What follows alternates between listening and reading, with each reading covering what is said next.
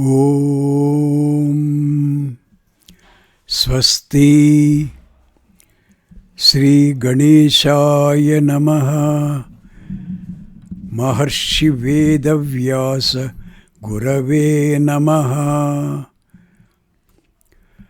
మహామహోపాధ్యాయ పద్మశ్రీ పుల్లెల శ్రీరామచంద్రుడు గారు రచించిన మహాభారత సార సంగ్రహము అను కావ్య గ్రంథమునందలి ఉద్యోగ పర్వము.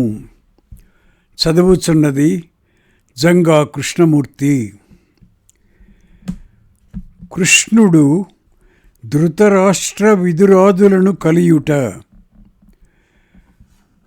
కృష్ణుడు మరునాడు ఉదయమే వృకస్థలం నుండి బయలుదేరి హాస్తినపురం సమీపించాడు.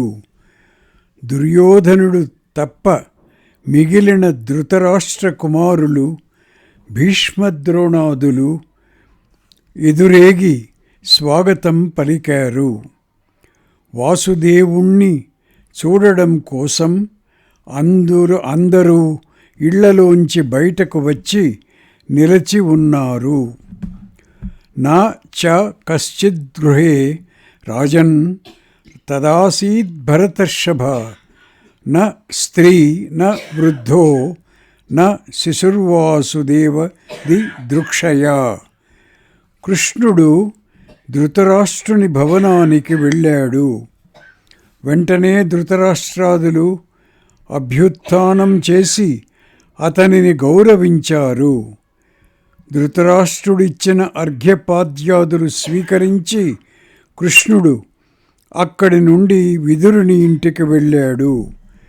విదురుడు భక్తి పురస్సరంగా కృష్ణుణ్ణి పూజించి, పుష్కరాక్ష, నీవీనాడు మా ఇంటికి రావడం వల్ల నాకు కలిగిన ఆనందాన్ని నేనేమి వర్ణించి చెప్పను. అందరి ప్రాణుల అంతరాత్మవు నీవే కదా. నాకెంత ఆనందం కలిగిందో నీవే తెలుసుకో అన్నాడు. యామే ప్రీతి పుష్కరాక్ష త్వద్దర్శన సముద్భవ సా కిమాఖ్యాయతే తుభ్యం అంతరాత్మాసి దేహినాం. ఉద్యోగ పర్వము 89:24. పాండవుల క్షేమ సమాచారం గూర్చి అడుగగా కృష్ణుడు విదురునికి వాళ్ళ క్షేమ వృత్తాంతం చెప్పి పాండవులు చేస్తున్న ప్రయత్నాలన్నీ కూడా వివరించి చెప్పాడు. కృష్ణుడు కుంతి దగ్గరకు వెళ్ళుట. కృష్ణుడు అపరాహ్న సమయంలో కుంతి దగ్గరికి వెళ్ళాడు. ఆమె అతనిని కౌగలించుకొని ఏడ్చింది. అతడు కూర్చున్న తరువాత తన కుమారులు ఇన్ని సంవత్సరాలు పడిన బాధలను గూర్చి చెబుతూ కన్నీళ్లు కారుస్తూ పేరున 5 కుమారులను గూర్చి ద్రౌపదిని గూర్చి అడిగింది. ద్రౌపదిని గూర్చియే ఎంతో విచారిస్తూ సభలో ఆమెకు జరిగిన అవమానాన్ని తలుచుకొని దుఃఖించింది. కృష్ణ, మానవుడు పుణ్యకర్మ చేస్తే సుఖం అనుభవిస్తాడని నియమం లేదు. ఎందుచేతననగా అంతటి ఉత్తమ చరిత్ర సంపన్నురాలైన ద్రౌపది కూడా ఇన్ని కష్టాలకు గురి అయింది.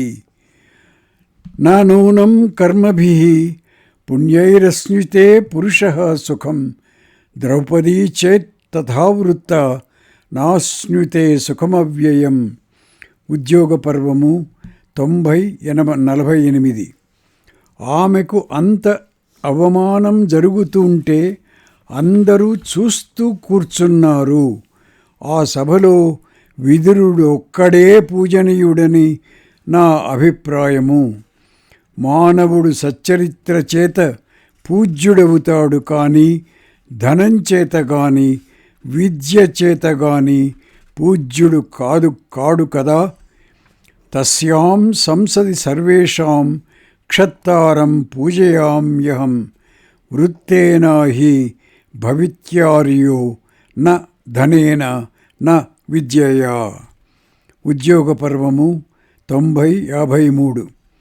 ఒక క్షత్రియ స్త్రీ వీరులైన పుత్రులను కన్నందుకు ఏమి ప్రయోజనము? దానిని సాధించడానికి తగిన సమయం వచ్చినది. దానిని జారవిడవద్దు అని నేను చెప్పినట్లుగా నా పుత్రులందరికీ చెప్పు అని కూడా కుంతి కృష్ణునితో అంది. కృష్ణుడు ఆమెను ఓదారుస్తూ, అత్తా, నీవు శూరుడైన రాజకుమార్తెవు. నీవు వీరపత్నివి, వీరమాతవు. నువ్వు సుఖదుఖాలను ఓపికతో సహించుకోవాలి. నీ పుత్రులందరూ నిద్రను, అలసత్వాన్ని, క్రోధమును, హర్షాన్ని, ఆకలిని, దప్పికను, చలిని, వేడిని జయించి వీరసుఖంలో ఉన్నారు. మామూలు సుఖాలతో వాళ్ళు తృప్తి చెందరు. మహోత్సాహవంతులు, మహాబలశాలులు అయిన వాళ్ళు స్వల్పానికి సంతృప్తి చెందరు. నిద్రాతంద్రే క్రోధహర్షే క్షుతిపాసే హిమాతపౌ ఏతాని పార్థ నిర్జిత్య నిత్యం వీరసుఖే రతాః. త్యక్తగ్రామ్యసుఖా పార్థ నిత్యం వీరసుఖప్రియాః. నా తు స్వల్పేన తుష్యేయుర్మహోత్సాహ మహాబలాః. ఉద్యోగ పర్వము 90, 94, 95. శత్రువులను జయించి సర్వలోకాధిపతులై లక్ష్మీ సంపన్నులైన నీ పుత్రులను అనతి చిరకాలంలో చూస్తావు అన్నాడు. కృష్ణుడు దుర్యోధనాదుల గృహాలకు వెళ్ళుట. కృష్ణుడు కుంతి వద్ద సెలవు తీసుకొని దుర్యోధనుని భవనానికి వెళ్ళాడు. దుర్యోధనుని చుట్టూ కురువంశీయులు, వేల కొలది రాజులు ఉన్నారు. దుశ్శాసన, కర్ణ, శకునులు అతనికి దగ్గరగా కూర్చొని ఉన్నారు. కృష్ణుడు ప్రవేశించగానే అందరూ ఆసనాల మీద నుండి సాదరముగా లేచి అతిథి సత్కారాలు చేశారు. దుర్యోధనుడు కృష్ణుణ్ణి భోజనానికి నిమంత్రించగా అతడు నిరాకరించాడు.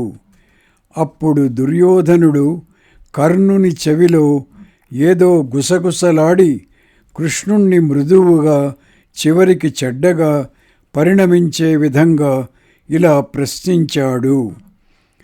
నీవు మా ఇద్దరికీ సమానంగా సహాయం చేస్తున్నావు కదా, మా ఇద్దరితోనూ సమాన బాంధవ్యం ఉన్నవాడవే కదా, మేం పంపిన ఆహార వస్త్రాదులు ఎందుచేత తీసుకొనలేదు? దుర్యోధన, దూతలు తాము వచ్చిన పని సఫలం అయిన తరువాతనే భోజనం చేస్తారు, పూజలు అందుకుంటారు. నా రాక సఫలం అయిన తరువాత నువ్వు నన్ను, నా పరివారాన్ని సత్కరించవచ్చును అన్నాడు కృష్ణుడు. కృతార్థా భుంజతే దూతాః భూజాం గృహ్ణాని చైవ హి కృతార్థం మాం సహామాత్యం సమర్చిష్యసి భారత. ఉద్యోగ పర్వము 91:18. దుర్యోధనుడు కృష్ణునితో, కృష్ణా, నీవు మా విషయంలో ఈ విధంగా ప్రవర్తించడం బాగులేదు. నీవు వచ్చిన పని అయినా కాకపోయినా మేము నిన్ను పూజించాలనుకున్నాము. దీనిని నీవు స్వీకరించకపోవడానికి కారణం ఏమో తెలియడం లేదు. గోవిందా, నీకు మాకు వైరం ఏమీ లేదు కదా అన్నాడు. జనార్దనుడు దుర్యోధనుని, వాని అమాత్యులను చూస్తూ, నేను కామం వల్ల గాని, తొందరపాటు వల్ల గాని, ద్వేషం వల్ల గాని, ఏదో ప్రయోజనం ఉద్దేశించగాని, హేతువాదం వల్ల కానీ, లోభం వల్ల కానీ ధర్మాన్ని త్యజించను. రాజా, భోజనం పెట్టేవాడు సంతోషిస్తే వాని అన్నం భుజించాలి. లేదా అతడు సంతోషించినా సంతోషించకపోయినా తాను ఆపదలో ఉన్నప్పుడు, ఆహారం ఎక్కడా దొరకనప్పుడు భుజించాలి. నేను నీ ఇంట భోజనం చేస్తే నువ్వు సంతోషించవు. మేం ఆపదలో లేము. సంప్రీతి భోజ్యాన్నన్యాని హ్యాపద్భోజ్యాని వా పునః న చ త్వం ప్రియసే రాజన్ నైవ హ్యాపదద్గత వయం. ఉద్యోగ పర్వము 91:25. రాజా, పుట్టిన నాటి నుండి నీవు సద్గుణవంతులు. నీ విషయంలో ప్రేమభావంతో ఉన్నవారు సోదరులు అయిన పాండవులను నిష్కారణంగా ద్వేషిస్తున్నావు. పాండవులను ఎవడు ద్వేషిస్తాడో వాడు నన్ను కూడా ద్వేషించినట్లే. వాళ్లకు అనుకూలంగా ఉన్నవాడు నాకు కూడా అనుకూలంగా ఉన్నట్లే. నేను ధర్మాత్ములైన పాండవులతో ఏకాత్మత్వం పొందినట్లు వాళ్ళు నేను ఒకటే అన్నట్లు తెలుసుకో. యస్తాన్ ద్వేష్టి స మాం ద్వేష్టి, యస్తానను స మామను, ఐకాత్మ్యం మాం గతం విద్ధి పాండవైర్ధర్మచారిభిః. ఉద్యోగ పర్వము 91:28. కామక్రోధాలకు వశుడై గుణవంతులను ద్వేషించేవాడు పురుషాధముడు. ఉత్తమ గుణవంతులైన జ్ఞాతుల విషయంలో మోహంతోనూ లోభంతోనూ ప్రవర్తించేవాని లక్ష్మి చాలా కాలం నిలవదు. దుష్టులు సమకూర్చిన ఈ అన్నం ఏదీ కూడా తినదగినది కాదు. నేను తినదగినది ఒక్క విదురుని అన్నమే అని నా నిశ్చయం. సర్వమేతన్న భోక్తవ్యమన్నం దుష్టాభిసంహితం క్షత్తురేకస్య భోక్తవ్యమితి మే ధీయతే మతిః. ఉద్యోగ పర్వము 91:32. అలా పలికి శ్రీకృష్ణుడు ఆ ఇల్లు విడిచి విదురుని ఇంటికి వెళ్ళిపోయాడు. ద్రోణ, భీష్మ, కృప, శల్యులు కౌరవులు వెనుకనే వెళ్ళి విదురుని ఇంట్లో ఉన్న మధుసూదనితో, కృష్ణ, అన్ని శ్రేష్ఠ వస్తువులు ఉన్న ఉత్తమ గృహాలను నీవు నివసించడానికి చూపుతాం రా అన్నారు.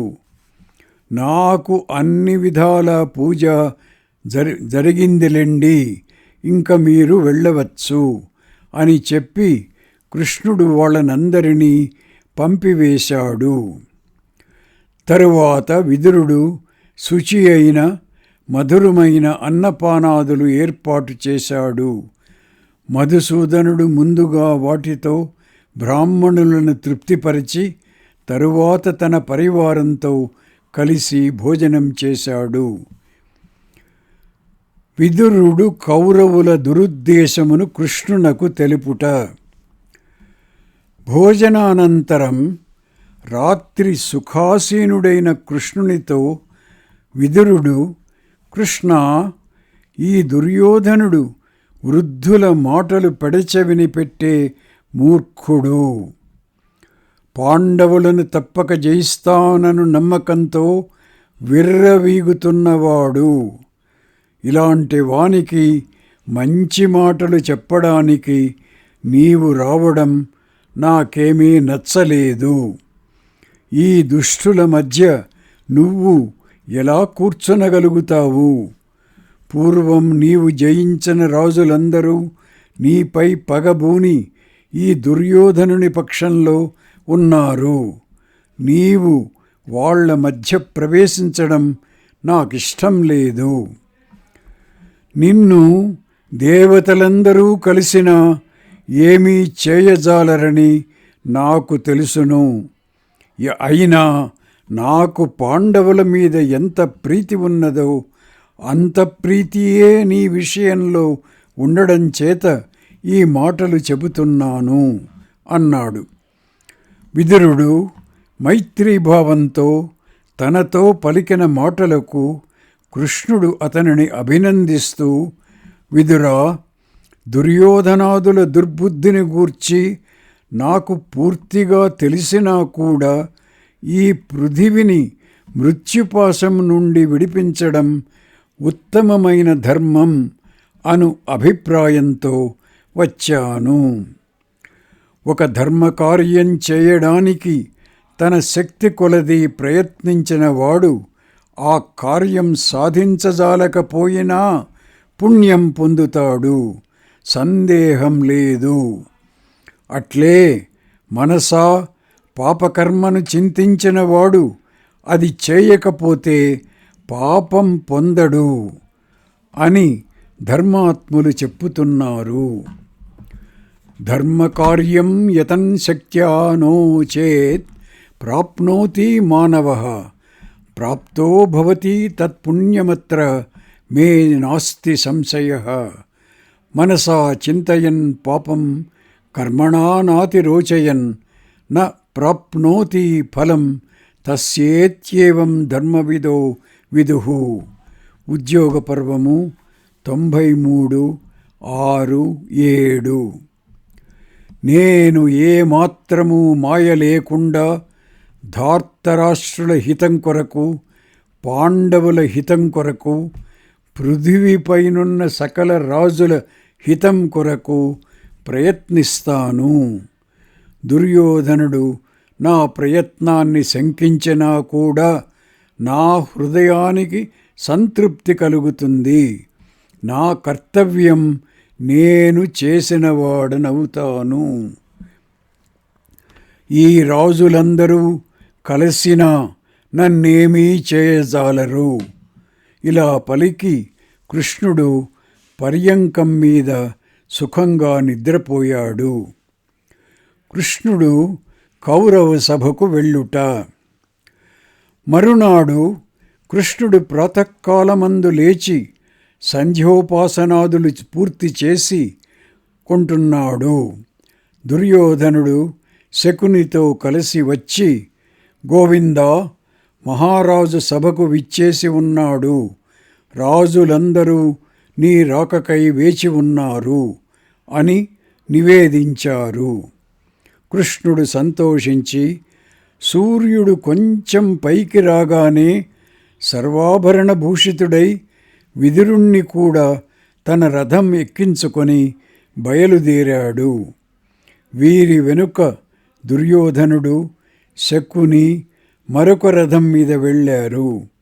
వాళ్ళ వెనుకనే సాత్యకి, కృతవర్మ, ఇతర యాదవ ప్రముఖులు రథాల మీద బయలుదేరి వెళ్ళారు. గజాశ్వాదులపై మరికొందరు వారి వెనుక వెళ్ళారు. ప్రజలందరూ వీధులలో బారులు తీరి శ్రీకృష్ణుణ్ణి చూడడానికై నిలబడి ఉన్నారు. సూర్యుడు ఇతర తేజస్సులను కప్పివేసినట్లు అక్కడనున్న వారి తేజస్సులు కప్పివేస్తూ కృష్ణుడు మహేంద్ర సభ వలె ఉన్న ధృతరాష్ట్రుని సభలో ప్రవేశించాడు. ధృతరాష్ట్రుడు లేచి నిలబడగానే సభలోని వాళ్ళందరూ లేచి కృష్ణుణ్ణి అభివాదనాదులతో సత్కరించారు. కృష్ణుడు సభామధ్యంలో నిలిచి ఉండగా అతనికి ఆకాశంలో ఉన్న పరమర్షులు కనపడ్డారు. ఆ నారదాదులను చూడగానే కృష్ణుడు భీష్మునితో, భూలోకంలో జరుగుతున్న ఈ సమితిని చూడడానికై ఋషులందరూ వచ్చారు. వాళ్లను ఆసన సత్కారాదులతో ఆహ్వానించు. వాళ్ళు కూర్చునకుండా ఎవరూ కూర్చొనకూడదు. నిమంత్రితామానమాసనైశ్చ సత్కారేణ చ భూయసా నైతేష్వనుపవిష్టేషు శక్యం కేనచిదాసితుం. ఉద్యోగ పర్వము 94:43 అన్నాడు. ద్వారం దగ్గరనున్న వాళ్లను చూడగానే భీష్ముడు తొందరపడుతూ ఆసనాలు ఆసనాలు అని భృత్యులను ఆజ్ఞాపిస్తూ వాళ్ళనందరినీ భక్తిపూర్వకంగా తీసుకొని వచ్చి ఆసనాలపై కూర్చుండబెట్టాడు. ఆ మునులందరూ పూజలందుకొని ఆసనాల మీద కూర్చున్న తరువాత కృష్ణుడు, ఇతర రాజులు తగిన ఆసనాల మీద ఉపవిష్టులయ్యారు. దుశ్శాసనుడు సాత్యకికి ఉత్తమమైన ఆసనం చూపించాడు. వివింశతి కృతవర్మకు బంగారు పీఠం చూపించాడు. కర్ణ దుర్యోధనులిద్దరూ కృష్ణునికి దగ్గరగా ఒకే ఆసనం మీద కూర్చున్నారు. మహామతేన విదురుడు కృష్ణుణ్ణి స్పృశిస్తూ తెల్లని అనర్ఘమైన అజినం కప్పిన మణిమయ పీఠం మీద కూర్చున్నాడు. అంతకాలానికి కనబడిన కృష్ణుణ్ణి చూస్తున్న ఆ సభాసదులెవ్వరికీ ఎంత అమృతం తాగినా తనివి తీరనట్లు అతనిని ఎంత చూచినా తృప్తి కలగడం లేదు. పీతాంబరమును ధరించి సభామధ్యంలో కూర్చున్న అతసీ పుష్పఛాయ వంటి ఛాయగలవాడు కృష్ణుడు బంగారం మీద పొదిగిన మణివలె మెరిసిపోతున్నాడు. గోవిందుని మీద కేంద్రీకృతమైన మనస్సులతో అంతా నిశ్శబ్దం అయిపోయింది. ఒక్కడు కూడా ఏమీ మాటలాడలేదు. తతస్తూష్ణీం సర్వమాసీద్ గోవిందగతమాసనం నా తత్ర కశ్చిత్ కించిద్వా వ్యాజహార పుమాన్ క్వచిత్. ఉద్యోగ పర్వము 94:54 కౌరవ సభలో కృష్ణుని భాషణము. సభలో అందరూ నిశ్శబ్దంగా కూర్చున్నారు. కృష్ణుడు ధృతరాష్ట్రుణ్ణి ఉద్దేశించి ఈ విధంగా అన్నాడు. భారత, కౌరవ పాండవుల మధ్య యుద్ధం జరగకుండా శాంతిని నెలకొల్పాలనే అభిలాషతో వచ్చాను. అన్నింటిలోకి మీ కురువంశానికి ఎంతటి వైశిష్ట్యం ఉందో అందరికీ తెలిసినదే. అలాంటి వంశంలో సర్వనాశం జరిగే పరిస్థితులు ఏర్పడడం, అందుకు నువ్వు నిమిత్తం అవడము యుక్తం కాదు. నీ పుత్రులైన దుర్యోధనాదులు ధర్మార్థాలను వెనుకకు పెట్టి లోభంతో నీతి నియమాదులన్నీ విడిచిపెట్టి తమ ముఖ్య బంధువుల విషయంలోనే ఏ విధంగా క్రూరంగా ప్రవర్తిస్తున్నారో నీకు తెలుసు. కురువంశీయులలోనే పుట్టిన ఈ ఘోరమైన విపత్తును ఉపేక్షిస్తే మొత్తం పృథివీ మండలాన్ని నశింపజేస్తుంది. ఆపన్నః ఘోరా కురుష్యేవ సముత్థిత ఉపేక్ష్యమాణా కౌరవ్య పృథివీం ఘాతయిష్యతి. ఉద్యోగ పర్వము 95:11 రాజా, నువ్వు తెలుసుకుంటే దీనిని శాంతింపచేయవచ్చును. భరతర్షభ, శమం నీ మీద నా మీద ఆధారపడి ఉంది. నువ్వు నీ పుత్రులను నిలిపివేయుము, నేను పాండవులను నిలిపివేస్తాను. పాండవులు కౌరవులు కలిసి ఉంటే దేవతలందరూ కలిసి దండెత్తి వచ్చినా వీళ్లను ఏమీ చేయజాలరు. నువ్వు సుఖంగా నిద్రపోవచ్చును. యుద్ధం అనేకమైన అనర్థాలకి దారితీస్తుంది. నీ పుత్రులు పాండవులనందరినీ సంహరించినా, పాండవులు నీ పుత్రులందరినీ సంహరించినా నువ్వు ఏ విధంగా సుఖంగా ఉండగలవో ఆలోచించి చెప్పు.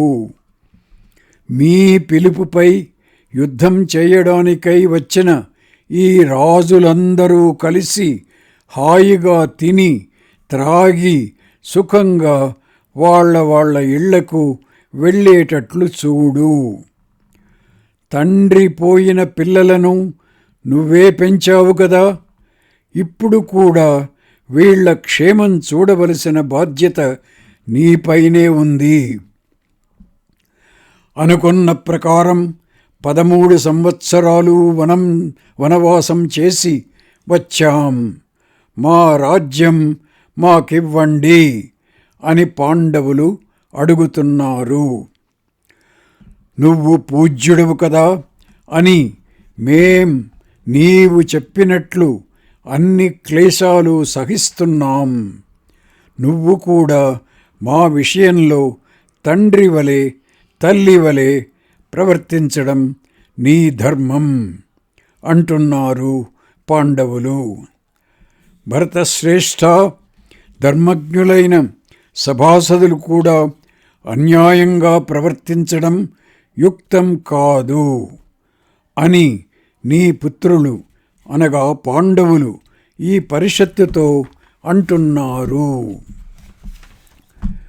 అధర్మం ధర్మాన్ని, అసత్యం సత్యాన్ని అణగద్రొక్కుతుండగా చూస్తూ కూర్చున్న సభాసదులందరూ కూడా హతులైనట్లే అంటున్నారు వాళ్ళు.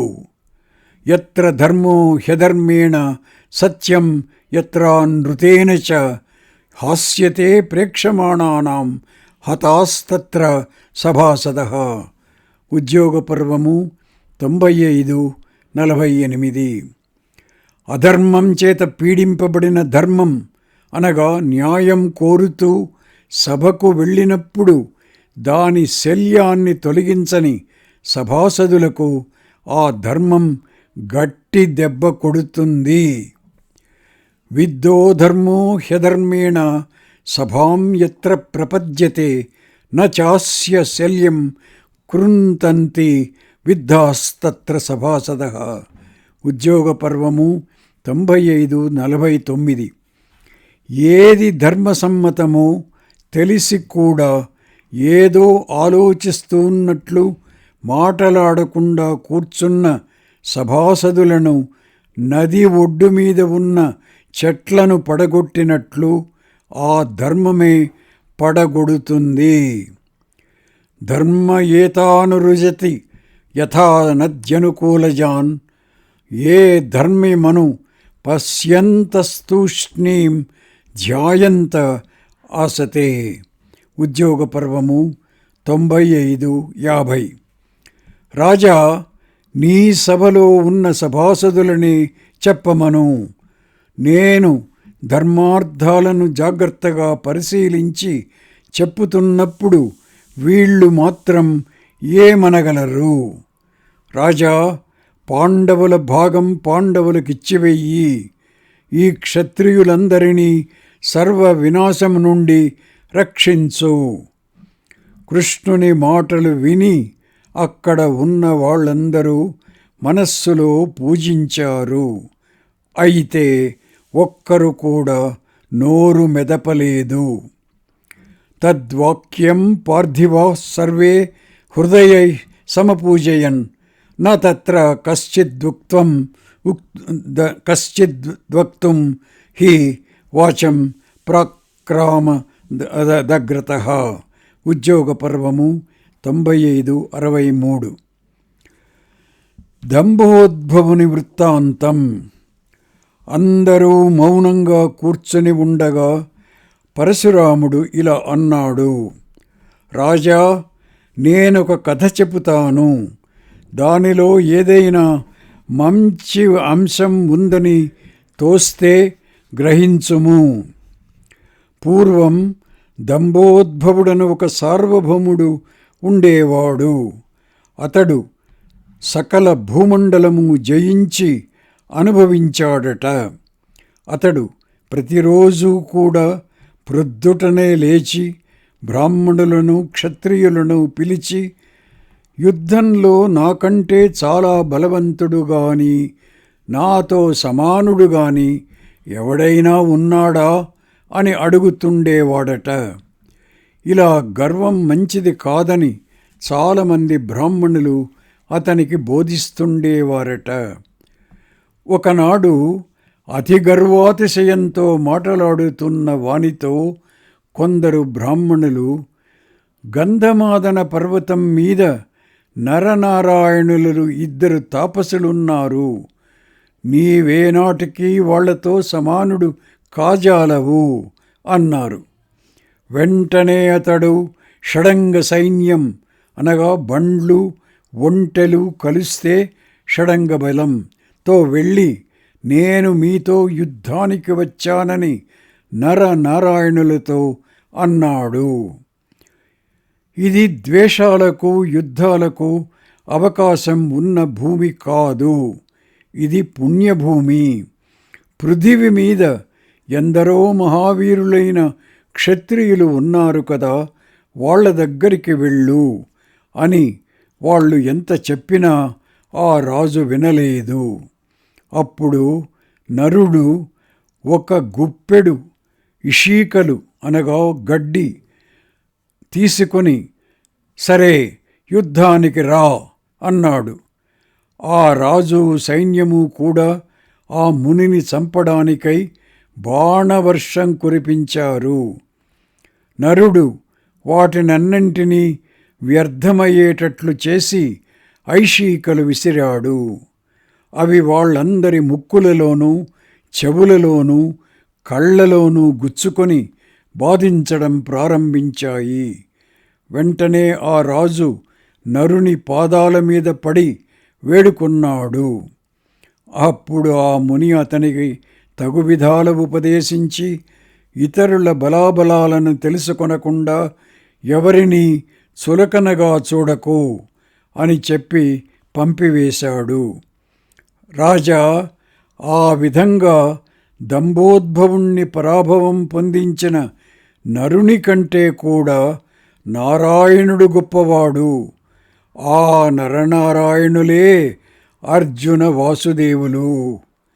ఈ విషయం తెలుసుకొని మీరు యుద్ధం నుండి విరమించడం మంచిది.